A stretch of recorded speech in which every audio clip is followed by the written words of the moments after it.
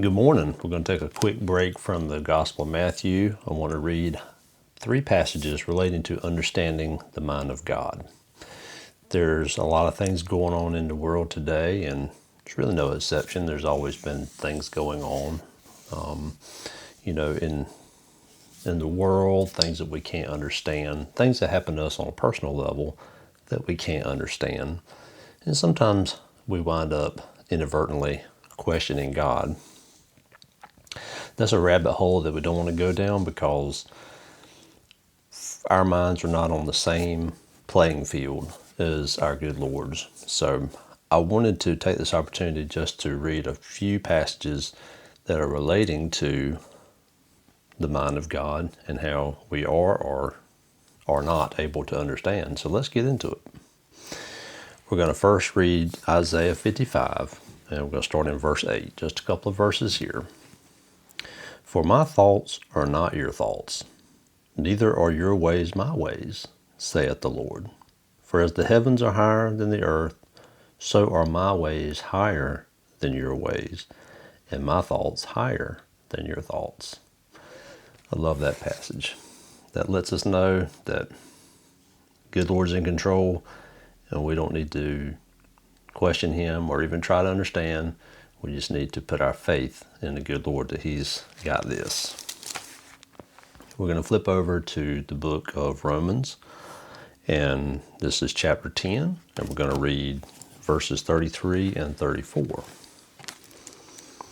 Oh, the depth of the riches, both of the wisdom and knowledge of God!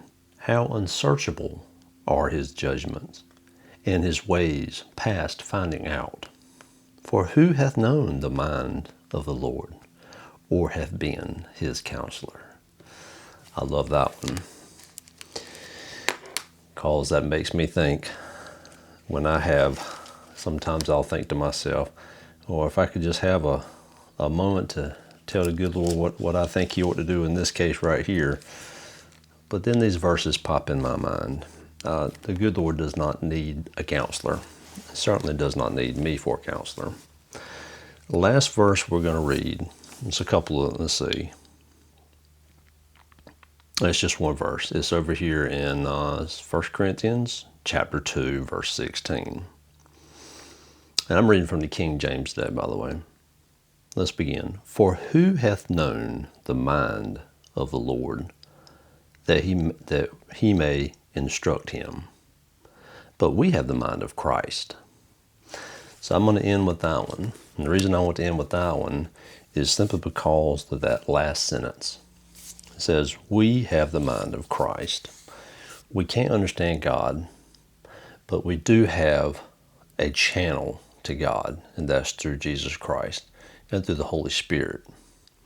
So I hope that these verses can give you some type of comfort if you ever fall in the trap of thinking that you can understand logically why God does the things that He does.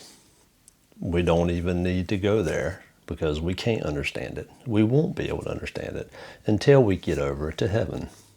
So when we get there, we can all have a long conversation with Him, and I'm sure our eyes will be opened. Hope you have a wonderful day today. God bless you. If you need any prayers, leave them in the comments below. We'll see you next time. Bye-bye.